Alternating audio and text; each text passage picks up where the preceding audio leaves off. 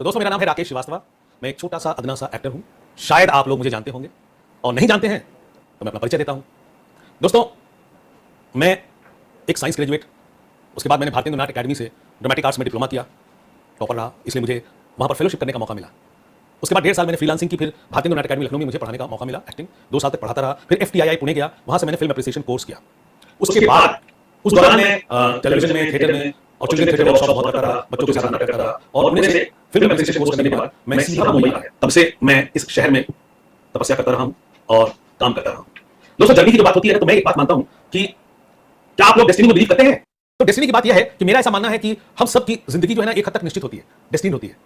ठीक है, उसमें हमें करना क्या होता है कि ऊपर वाले ने हम सबको किसी न किसी काम के लिए भेजा है। उसने हमारा फील्ड निश्चित कर दिया है। आगे चल करके हम उसमें कितनी मेहनत करते हैं, कितना कर्म करते हैं, कितनी तैयारी करते हैं, इस बात पर हमारी प्रगति, हमारी सफलता जो है वो डिपेंड करती है। तो मैं आज आपको अपनी जर्नी के बारे में बताऊंगा कि मेरे पिताजी रिजर्व बैंक ऑफ इंडिया में मैनेजर थे, फिर नाबार्ड में आ गए। तो रिजर्व बैंक ऑफ इंडिया जो है वो हर स्टेट कैपिटल में 3-4 साल में ट्रांसफर होता रहता था। जब मैं तीसरी चौथी दर्जे में था, 4th स्टैंडर्ड में था, जहां तक मुझे याद है, पटना में पोस्टेड थे मेरे पापा, और मुझे ना रेडियो से बड़ा लगाव था। उन दिनों टेलीविजन नहीं हुआ करता था, तो रेडियो जो था ना, वो मेरे घर में मर्फी रेडियो था। जो अब जैसे आप लोगों के यहाँ आपको याद होगा, आजकल जब शादियां होती है ना, अपने घर में लड़की को तो दहेज में देते हैं ना, एक टीवी दे देते हैं, एक स्कूटर दे देता है या कार दे देते हैं, उस हिसाब से। तो उस जमाने में एक साइकिल, एक मर्फी रेडियो और एक सिलाई मशीन दी जाती थी। हमारे अम्मा को भी मर्फी रेडियो मिला था। अब जब मैं बड़ा हुआ, जब मैं सुनता था बिना का गीत माला वगैरह, मुझे बड़ा ताज्जुब होता था। मैं सोचता था, यार इतने छोटे से बक्से में लोग बैठते कैसे होंगे, आवाज कहां से आती होगी। तो एक दिन, इतवार के दिन, मैं वो बक्सा धीरे से खिसका के पीछे से स्क्रू ड्राइवर से खोलने की कोशिश कर रहा था, और तब तक पीछे से एक हाथ पड़ा करके तार से मेरी माता जी थी, उनको उनके मायके से मिला था ना, तो उनका ये था, शर्म नहीं आ रही है, हाँ तुम रेडियो को खराब कर रहे हो, ये कर रहे हो, कर रहे हो। अच्छा, पिताजी देखते रहते थे, ये लड़का कुछ ना कुछ जो है ना बैठ बैठ के देखता रहता है, जरूर कोई बात है। तो पिताजी को समझ में आ गया। मैंने कहा नहीं, वो मैं देखना चाह रहा था कौन है पीछे बैठा हुआ, कैसे बोलते हैं ये लोग, कैसे क्या होता है। पिताजी ने कहा रुको रुको, मैं इसको समझाता हूँ। फिर पिताजी ने बताया मुझे कि भाई आकाशवाणी एक जगह होती है जहां से ये सब प्रसारण होता है, और फिर वो तार के द्वारा, बेतार के द्वारा जो है यहाँ तक इस छोटे से बक्से में आता है, इसमें पीछे कोई बैठा नहीं है। समझ रहे? इत्तफाकन, अब देखिए डेस्टिनी की बात, मेरे पड़ोसी जो थे वो साउथ इंडियन इंजीनियर्स थे, जो कि आकाशवाणी, ऑल इंडिया रेडियो में नौकरी करते थे। मुझे जब सुनाई दिया आकाशवाणी, मैं अपने घर का की जो है वो दीवार फांद के उनके पास गया, और मैंने कहा अंकल अंकल, मुझे जो है ना आपके वो आकाशवाणी में जाना है और देखना कैसे क्या होता है। उन्होंने कहा ठीक है, अगले संडे को ले चलेंगे। उन्होंने वो मुझे ले गए वहां, उन्होंने ले जाकर मुझे दिखाया।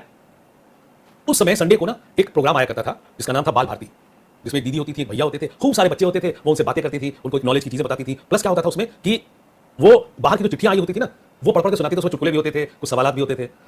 मुझे बड़ा अच्छा लगा, पहली बार मैंने इतना भव्य कमरा जिसमें इतने सारे लोग बैठे हैं, ये हमने। और मैंने जब घर जाकर के बताया कि मैंने ऐसा ऐसा किया, तो अंकल से मैं जाकर दोबारा बोला, अंकल अंकल क्या मैं हर संडे को आपके साथ आ सकता हूँ?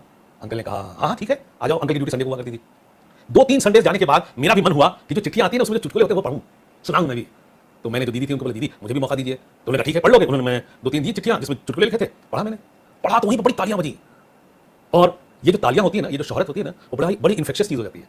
और मुझे लगा यार, ये देखो मैंने ऐसा पढ़ा और लोग जो है तारीफ कर रहे हैं, तालियां बजा रहे हैं। अच्छा, मैं घर पे मैं अपने मोहल्ले वालों को बता के आया था कि आज देखना शायद जो है ना मुझे मौका मिलेगा और मैं जो हूँ चिट्ठियां पढ़ूंगा। इत्तफाकन हमारे दोस्त, हमारे मोहल्ले के कई लोगों ने रेडियो पे लाइव सुना मुझे। जब घर पहुंचा तो मैं वाह और सब तारीफ कर रहे थे। उसी समय मुझे लगा कि यार ये काम है जो मुझे आगे चल के जीवन में करना है। फिर मेरा एडमिशन जो था वो बंगला स्कूल में था, वहाँ पर बंगाली नाटक हुआ करते थे जो मुझे नहीं आती थी भाषा। फिर मैं धीरे धीरे उसमें काम करने लगा, वहाँ भी तारीफ होने लगी। फिर पापा का ट्रांसफर अलग अलग जगह होता गया, और मैं धीरे धीरे हर जगह रेडियो में भी काम करता रहा और स्कूल में भी नाटक वगैरह करता रहा। मेरे पापा को लगा कि हाँ ये लड़का जो है, जनरली क्या होता है आप सबके साथ होता है, मिडिल क्लास फैमिली के भाई 2 लड़के हैं तो एक डॉक्टर बनेगा, एक इंजीनियर बनेगा, ऐसे ही होता है ना? क्यों? आप लोगों के साथ भी ऐसे ही होता होगा कि घर वाले कहते हैं या तो डॉक्टर बन जा या तो इंजीनियर बन जा, आजकल कहते हैं IAS PCS बन जा, ऐसे ही होता है ना? क्यों? तो हमारे साथ भी वही था, छोटा भाई जो है इंजीनियर बन गया, बड़ा भाई नालायक निकल गया।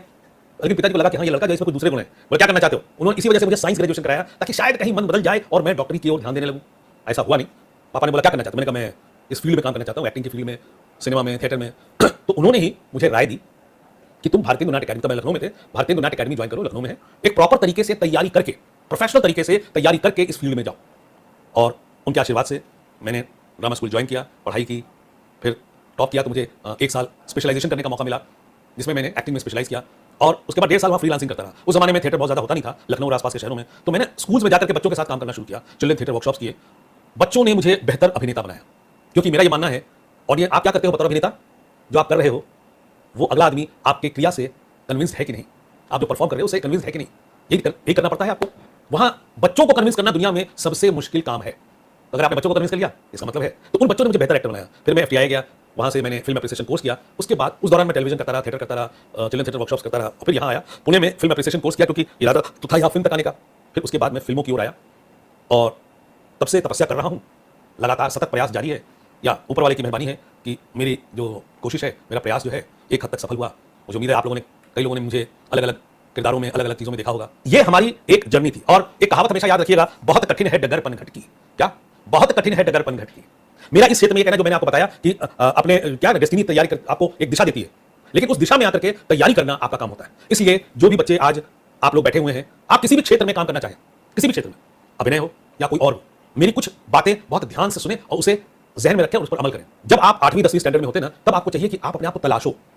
उस समय तक आपकी इतनी मैच्योरिटी हो चुकी होती है कि आप जानें, आप अपने आप को समझें और तलाशें कि क्या आपके अंदर गुण है और किस फील्ड में आप आगे चलकर के अच्छा काम कर सकते हैं।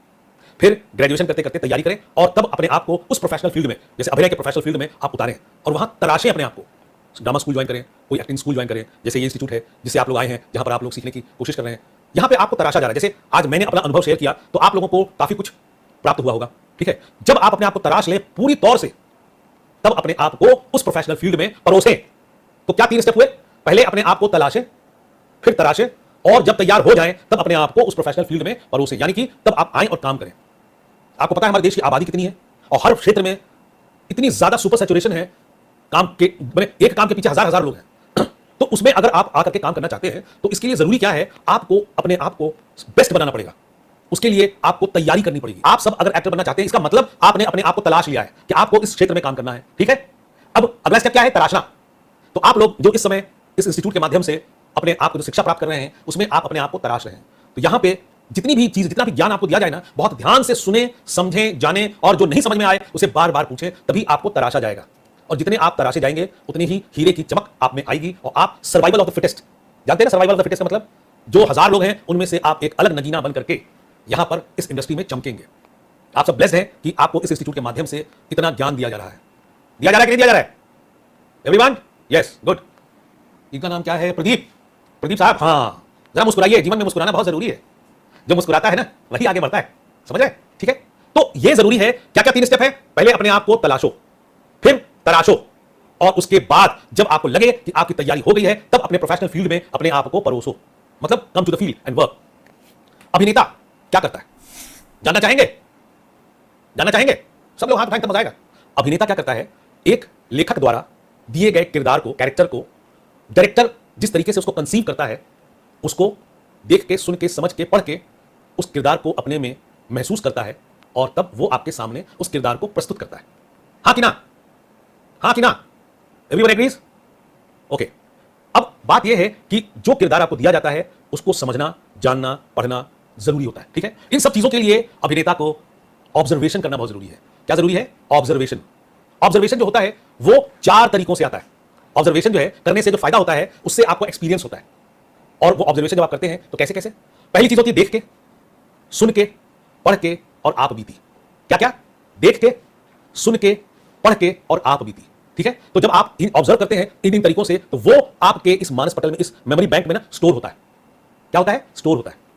ठीक है, और आपका जो इंस्ट्रूमेंट है बॉडी एंड वॉइस, उसके माध्यम से जो आपने पढ़ा है, जाना है, समझा है कैरेक्टर को, उसको महसूस करके आप उसको प्रस्तुत करते हैं। ठीक है, डू यू एग्री? ओके, अब मैं आपको एक बात बताना चाहता हूं। लोग ये सवाल करते हैं सर कि ये जो फील्ड है, अभिनय या फिल्म इंडस्ट्री या थिएटर, जो भी है, उसमें कंसिस्टेंसी एज एन एक्टर कैसे रहना चाहिए? एक डॉक्टर जो होता है ना, वो भी हर रोज अपने आप को अपडेट करता है मेडिसिन को लेके, चीजों को लेके, पढ़ के, देख के, सुन के, जान के। उसी तरीके से एक्टर को भी हमेशा सतत प्रयास करते रहना चाहिए। मैं आज भी सीखता हूं, मैं आज भी तैयारी करता हूं। मैं आज आपके सामने बात करने आया हूं तो मैं भी एक तैयारी करके आया हूं, समझे? तभी तो मैं आपसे इतनी बातें कर पा रहा हूं। तो ऐसा नहीं है, अगर आप अपने इंस्ट्रूमेंट को, जो कि आपका बॉडी है, वॉइस है, माइंड है, सोल है, इनको हमेशा हमेशा शार्पन करते रहेंगे, उनकी तैयारी करते रहेंगे, तो जिस तरीके का किरदार आपके पास आएगा वो आप करते चले जाएंगे। और इससे बड़ी चीज जो है, always be honest to yourself. मैं अपने जिंदगी के तजुर्बे से ये कहता हूं, आज होता क्या मालूम है? लोग अपने प्रति ईमानदार नहीं होते, अपने आप के अंदर ही गलतफहमी पाल के रखते हैं। यही कारण होता है कि वो आगे नहीं बढ़ पाते हैं। तो इस फील्ड में बने रहने के लिए आपको हमेशा अपने आप को खुद को जांचना पड़ेगा। मैं सही कर रहा हूं? ऐसा तो नहीं कि हमारे जो बैठे हुए हैं वो मुझे बोल रहे हैं कि बहुत अच्छा कर रहा हूं तो मैं मान लूं। नहीं, आपको सेल्फ एनालिसिस करना बहुत जरूरी है। ठीक है, आपका स्वभाव, इस इंडस्ट्री में एक बात कही जाती है कि एक्टर 19 हो चलेगा लेकिन उसका स्वभाव 21 होना चाहिए। क्यों? क्योंकि ये टीम वर्क है। जब तक अपने आप को टीम से जोड़ करके, टीम का एक हिस्सा बन करके, अपने स्वभाव के हिसाब से भी, अपने कर्म के हिसाब से भी नहीं लेके चलेंगे ना, तो आप ज्यादा टिक नहीं पाएंगे। उसका मैं आपको एग्जांपल देता हूं। यहां क्या होता है मालूम है? अगर आपसे मैं कहूं कि चलिए मान लीजिए आप में से क्या नाम है, एक विनोद, चलिए विनोद आए, हाँ विनोद आए, विनोद बहुत अच्छे एक्टर हैं, विनोद आए मिले, मैंने भी देखा, इस इंस्टीट्यूट वालों ने भी देखा, और हमने जाकर के कहा कि यार किसी ने पूछा हमसे, यार एक लड़का आया है, वो यहाँ के इंस्टीट्यूट से पढ़ा हुआ है, और वो जो है उसको हम कास्ट करने की सोच रहे हैं, वो कैसा लड़का है? इसके दो ही जवाब है। पहला जवाब है यार बहुत अच्छा लड़का है, एक तो इंसान बहुत अच्छा है और एक्टर बहुत अच्छा है। तब वो कहते हैं अच्छा अच्छा ठीक है भाई, उसका नाम रख लो किनारे, देखते हैं। और अगर मैंने एक पॉज ले लिया, भाई विनोद कैसा है, आप तो जानते हैं ना उसको, और मैंने कहा विनोद, हाँ नाम काटो, इसका नाम काटो, ऐसा आदमी नहीं चाहिए। तो जरूरी क्या है, स्वभाव हमेशा आपको, चाहे आप जितनी भी ऊंचाई पे पहुंच जाएं, अपने जमीन को कभी ना छोड़ें, वही आपकी पहचान बनेगी। ठीक है। दूसरी चीज मैं एक बड़ी मजेदार बात बताऊं आपको। होता क्या है ना, जब हम अपने अपने शहरों में रहते हैं तो यहां के बारे में एक ही ज्ञान होता है, यार वहां चल के एक्टिंग करेंगे, वहां चल के एक्टिंग करेंगे। जब आप यहां आते हैं तो अभिनय से जुड़े हुए कई आयाम हैं जिनके बारे में आपको पता चलता है, जैसे वॉइसिंग, डबिंग। आपकी आवाज अच्छी है, आपकी भाषा अच्छी है, तो आप वॉइसिंग बड़ी अच्छी कर सकते हैं, आप लिपसिंग बहुत अच्छी करते हैं, आप डबिंग बहुत अच्छी कर सकते हैं, आपकी पर्सनालिटी, भाषा और जुबान बहुत अच्छी है तो आप एंकरिंग कर सकते हैं। तो ये जो है अलग अलग क्षेत्र हैं अभिनय के। जब आप वहां रहते हैं तब आपको समझ में नहीं आता है, लेकिन जब आप यहां आते हैं ना, जब यहां पे एक प्रयास आप करते हैं एज ए बिगिनर, तब आपको कई चीजें दिखती हैं, समझ में आती हैं। जब मैं यहां आया था तो मुझसे गलती हुई, मैं थिएटर का एक्टर, 4000 की ऑडियंस बिना माइक के बोलता था, और यहां टेलीविजन में मुझे ये देखना नहीं, लेपल माइक लगा हुआ है, ऐसा माइक लगा दिया गया और मुझसे कहा गया आप बोलिए, तो मैं इसी आवाज में बोलने लगा। साउंड रिकॉर्डिस्ट ने कहा कट कट कट, अबे मेरे कान के पर्दे फाड़ देगा क्या? मेरी समझ में नहीं आया क्या हो गया भाई। बोला भाई धीरे बोल, ये माइक का लेपल यहां लगा हुआ है। भाई मुझे थोड़ा वक्त लगा उस माइक के लेपल्स की आवाज में अपनी आवाज मिलाने का, जो रिकॉर्ड हो रहा है। तो मेरे एक दोस्त ने कहा यार राकेश तेरी आवाज अच्छी है, तू बोलता भी अच्छा है, चल ना देख, तुम्हें दिखाऊं चल करके डबिंग कैसी होती है। मैंने जाके देखा, मेरा ये तो बड़ा अच्छा है। तो मैंने जाके डबिंग भी कुछ दिनों डबिंग भी की, फिर बाद में इंग्लिश टू हिंदी डबिंग की मैंने, क्योंकि बतौर अभिनेता ऊपर वाले जैसे काम मिल रहा था, तो हिंदी तो हिंदी करना मेरे लिए उचित नहीं था। मैं डबिंग भी मैंने की। मेरे कुछ दोस्त वो एंकरिंग भी कर रहे हैं, मेरे कुछ दोस्त जिनकी आवाज बहुत अच्छी है वो वॉइसिंग भी कर रहे हैं। तो इन सारे क्षेत्र में जो है आपको जब वहां रहते हैं तब पता नहीं होता है, जब यहाँ आते हैं ना तब आपको इन सारी चीजों का ज्ञान होता है। तो ये मेरे ख्याल से मैं अपनी तरफ से जो बातें आपको कह सकता था कहा। हाँ एक और चीज कहना चाहता हूं जिस विषय को मैं बहुत जरूरी मानता हूं, वो है कि चलिए आपने प्रोडक्ट बना लिया, जिसका नाम विनोद भी हो सकता है, जिसका नाम प्रशांत भी हो सकता है, जिसका नाम अभिनय भी हो सकता है। आप तैयारी कर ली है, उसके बाद अगला कदम क्या होगा? अगला कदम होना चाहिए हाउ टू मार्केट योरसेल्फ। ये जरूरी है कि नहीं? हाउ टू मार्केट योरसेल्फ, समझे आप? जब आप यहां आए, जैसा कि मैं कहता हूं अपने आप के लिए कि जब मैं इस शहर में आया था तो मुझे मेरे पिताजी के अलावा कोई नहीं जानता था, तो लोग जानेंगे कैसे? उसके लिए जरूरी है आप जितने भी प्रोडक्शन हाउस है उसमें जाएं। समझ में आई? तो चलिए अब आप लोगों के कुछ सवाल होंगे, उसके मैं जवाब दूंगा। तरीके से होते हैं। पहला जो होता है वो देख के होता है, ठीक है? जैसे कि इस समय आप मुझे देख रहे हैं और सुन रहे हैं, ठीक है ना? तो देख के होता है। जैसे आप कहीं गए हैं और मैं एक एग्जांपल क्रिएट करके आपको समझाता हूं, ठीक है? आपका दोस्त है, उसकी मदर उनकी डेथ हो गई है, तो आप उनके डेथ पे गए, आपने देखा तो कैसे रो रहा है, कैसे बेटा जो है परेशान हो रहा है, ठीक है? आपने देखा सुना, उसी तरीके से देख के सुन के आपसे आके आपके दोस्त ने बताया यार मालूम है वो फलां जो दोस्त है ना, उसकी मदर की डेथ हो गई थी, बेचारा ऐसे ऐसे रो रहा था, ये कर रहा था, वो कर रहा था। ये हो गया सुन के, देख के, सुन के, और तीसरा होता है पढ़ के। इसीलिए अभिनेता को पढ़ना बहुत जरूरी है ताकि पढ़ने से ऑब्जर्वेशन हो। और चौथी होती है आप बीती। आप बीती मतलब आप में से किसी की मदर की डेथ हुई है या किसी चाची की डेथ हुई है, तब आपका जो अपना उस समय इमोशंस रहा होगा, आपके भाव रहे होंगे, वो सारे के सारे जो है ना आपके साथ घटित है घटना, वो आपके इस मेमोरी में जाता है, ठीक है? उनको एक्टर को ऑब्जर्व करते रहना चाहिए। ये 4 तरीके होते हैं, देख के, सुन के, पढ़ के और आप बीती। क्वेश्चन ये है कि जैसे कि सर आप नॉर्थ साइड से लखनऊ पटना से, तो आपने अपने डिक्शन पे कैसे काम किया शुद्ध हिंदी लाने के लिए? ये बहुत अच्छा सवाल है। क्या है, अब जैसे लखनऊ में और पटना में तो हिंदी बोली जाती है, ठीक है? जैसे कि मैंने कहा ना, मेरे अंदर शुरू से भावना आ गई थी कि मुझे अभिनेता बनना है। मुझे पता था मैं जिस फील्ड में काम करने जा रहा हूं उसमें शुद्ध हिंदी भाषा का ज्ञान होना जरूरी है, ठीक है? तो प्लस जब मैं ड्रामा स्कूल ज्वाइन किया तो जो रही सही चीजें थी वहां पर काम किया गया हमारे साथ, और भाषा को मेरी और भी अच्छा बनाया गया, ठीक है? तो अभिनेता के लिए जैसे कहते हैं ना, मैंने बताया ऑडियो विजुअल मीडिया है, विजुअल में आप दिखते हैं, ऑडियो में आपकी आवाज सुनाई देती है। तो उसमें पहली चीज होती है वॉइस, और दूसरी चीज होती है आपका डिक्शन, जो भाषा की बात आप कर रहे हैं। आप जिस भी भाषा में बात करें उस भाषा का ज्ञान होना आपको बहुत जरूरी है। जिस भी भाषा में काम कर रहे हैं, तुम्हें गुजराती फिल्म में काम करो छो तो आपको गुजराती आना बहुत जरूरी है, उस भाषा का ज्ञान होना जरूरी है, ठीक है? तो एक्टर के लिए जरूरी है कि जिस भाषा में वो काम कर रहा है उस भाषा को अच्छी तरह से पढ़े, जाने, समझे, उसका उच्चारण जो है वो सही क्या है, जिसको बोलते हैं फोनेटिक्स। हर अक्षर का अपना साउंड होता है, ठीक है? अदर एक्टिविटीज जैसे कि डांसिंग, सिंगिंग, ये सारी चीजें आना जरूरी है कि नहीं है? अच्छा, तो तुम्हारे सवाल के ऊपर मैं सवाल करता हूं, एक्टर करता क्या है? एक्टर तो सभी एक्टिविटीज मतलब क्यों करता है? क्योंकि वो एक कैरेक्टर को रिक्रिएट करता है। तो वो कैरेक्टर डांसर भी हो सकता है, सिंगर भी हो सकता है ना? तो उसको डांस भी आना चाहिए, सिंगिंग भी आना चाहिए, भाषा भी आनी चाहिए, इसलिए जरूरी है। सिंपल। उसको एक कंप्लीट पैकेज में, जिस यहाँ की भाषा में बोलते हैं ना कंप्लीट पैकेज, आज मॉडर्न टेक्नोलॉजी के, तो उसको वो मैं तैयारी इन सारी चीजों को तो करनी होती है ना उसको। ये पूछना चाह रहा था जैसे आप कॉमेडी में करते हैं, है ना? कॉमेडी में देखा है आपको। रिंकू बाबू, मेरा सौभाग्य है कि आपने मुझे देखा है। पूछना चाह रहा था जैसे नॉर्मल अभी मेरी जैसी शक्ल है, आपकी भी नॉर्मल शक्ल है, वैसी नहीं है कि जो एक्टर वाली जैसे दिखने वाली। तो कॉमेडी ऐसे कैसे पता करेंगे अपन कि कॉमेडी के लायक अपन दिखने के जैसे हैं, आएगी कि नहीं? या तो आप लायक होते हैं या तो आप नालायक होते हैं, समझे? और सुनो ना वही बता रहा हूं, अगर आप अभिनय अच्छा कर लेते हैं तो आप लायक है, और अगर आप नहीं कर पाते तो आप नालायक है। शक्ल से कोई लेना देना नहीं है। दूसरी चीज, आप जब यहाँ आते हैं आपको मौका किस चीज में मिलता है, आप उस चीज को अपना 100% करके दें। हो सकता है उसी में आप आगे निकल जाए, ठीक है? आपके बात पर मैं एक बात कहना चाहता हूं कि कई जगह जो मेरे इंटरव्यूज होते हैं अखबारों में, टीवी चैनल्स पे, तो लोग कहते हैं कि राकेश जी आप तो थिएटर के एक्टर हैं, आपने तो ट्रेनिंग ली हुई है, तो वो एक्टर होता है वर्सेटाइल होता है, तो वर्सेटाइल एक्टर तो आप सिर्फ कॉमेडी ही क्यों करते हैं? तो मेरा जवाब उनको ये होता है, बाबू मैं कुछ करता तो हूं ना, जो आज से कई साल पहले जिसको जिसके पिताजी के अलावा कोई नहीं जानता था, आज अगर वो जाना जाता है तो अपने काम की बदौलत जाना जाता है, तो मैं कुछ करता तो हूं ना। ये भावना किसी भी एक्टर के अंदर नहीं होनी चाहिए कि नहीं मैं सिर्फ कॉमेडी नहीं करूंगा, मैं तो ये भी करूंगा, मैं तो वो भी करूंगा। जिस एक्टर ने ये भावना रखी है, मेरे दोस्तों ने, वो आज कहीं नहीं दिखते। एक्टर को चाहिए, जो मैं मार्केटिंग की बात कर रहा हूं ना, जहां जहां आपको अच्छा काम मिलता चले आप करते चलें। आपके पिताजी का नाम अमिताभ बच्चन नहीं है, धर्मेंद्र नहीं है, जितेंद्र नहीं है, विनोद खन्ना नहीं है कि लेंगे ले बेटा 10 करोड़ ले जा, शूटिंग खेल के आ जा। है क्या? है क्या ऐसा? बताएं आप लोग। नहीं ना। तो जरूरी क्या है, आपको अगर अपनी जगह इस इंडस्ट्री में बनानी है तो उसके लिए तपस्या करनी पड़ेगी, और अपने काम के ही द्वारा। आज से 20 साल पहले आप मुझे जानते थे? नहीं जानते थे। कैसे जाने? जब मैं काम किया, मेरे काम को तारीफ मिली, मेरे काम की तारीफ हुई, एक काम से दूसरा, दूसरे से तीसरा, चौथा मैं करता चला जा रहा हूं, है कि नहीं? तो इसलिए कॉमेडी के ऐसा मुझे शक्ल की वजह, अब आप कहेंगे मैंने दाढ़ी बढ़ा रखी तो मुझे विलेन का रोल क्यों नहीं मिलेगा? ऐसा कुछ नहीं है। और आज इंडस्ट्री में ओटीटी का जो जमाना शुरू हो गया है, उसकी वजह से सिनेमा भी जो है आप देख रहे होंगे बड़े नेचुरल परफॉर्मर्स लेते हैं ना। देखा होगा आपने, बधाई हो फिल्म देखिए जाकर के, उस तरीके के जो सब्जेक्ट्स आ रहे हैं। पंचायत देखिए आपने, वहां देखिए, ठीक है। क्वेश्चन था कि सर अभी जो ओटीटी प्लेटफॉर्म आ रहा है उसके लिए सर हमको तो फिल्म मीडिया में जाना है, तो उसके फिल्म मीडिया के लिए हमको रंगमंच करना जरूरी है सर? ये थिएटर करना जरूरी है कि हमको थिएटर भी करना चाहिए साथ में? पहली चीज, मैंने कुछ देर पहले का भाषा आप लोग सुधारें, जरूरी नहीं होता, जरूरी होता है शब्द। क्या होता है? जरूरी। ठीक है। तो आप सब लोग पहला काम तो ये करें, अपने पास हिंदी, उर्दू, इंग्लिश की डिक्शनरी खरीद के रखें, उसमें से अल्फाज, शब्द खोजें जो आम बोलचाल की भाषा में इस्तेमाल किया जाता है।